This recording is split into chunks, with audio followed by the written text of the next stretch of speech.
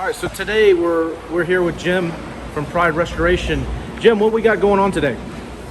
Well, today this is our 15th day of being at this site. It's a commercial project. It was a new build, new construction, about $60 million new construction apartment here for potential renters.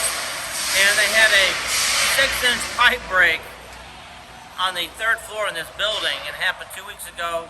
Yesterday, we got the call, and we've had teams of up to 45 people a day working here, 12-hour days, doing demolition, cleanup, drywall removal, taking out cabinets, flooring, granite countertops, just getting it dried out, and rippled all the seams. So we got to pull the ceilings out.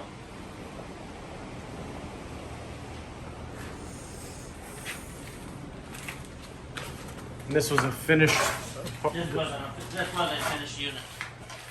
Gotcha. Cabinets, everything had to be detached. We're saving all the cabinets. We're trying to preserve everything we can save. Pretty much affected every single room, right? Every single room. It affected the electrical systems, the water heaters, the furnaces, ceiling fans. So this is in the first floor, so 2 floors above is where the pipe broke. It ran down through all the ductwork, through all the ceilings and pipes, and there's already insulation. Drywall has to be removed still through here. We're looking at several $1 million worth of remediation and demolition on this scope. Floor number 3, 2, and 1 in the basement are completely soaked with water, of course. The source was a pipe break above our head, 6-inch line. Approximately 1 million gallons of water came out in several hours. So our scope of work is to remove everything that's contaminated, do the remediation, the removal of demolition debris, and get it out. We've got a crew of about 45 people. We divide them into smaller groups and micromanage them through the rooms, such as flood cuts at 25 inches. Downstairs in the lower units, it's complete removal of all the rooms and drywall because of the high content of mold and water going on there. What we're looking at here is what type of flooring is this? This is gypcrete. It's approximately 1 inch to 1.25 inches thick. Mostly Portland material. Underneath, they got a sound mat, and then it's for sound deadening. And then in this situation, it's holding moisture. You can clearly see the water droplets in here. As the water travels underneath here, it can't really get out. So we're working on a way to dry this, and we're working with the super.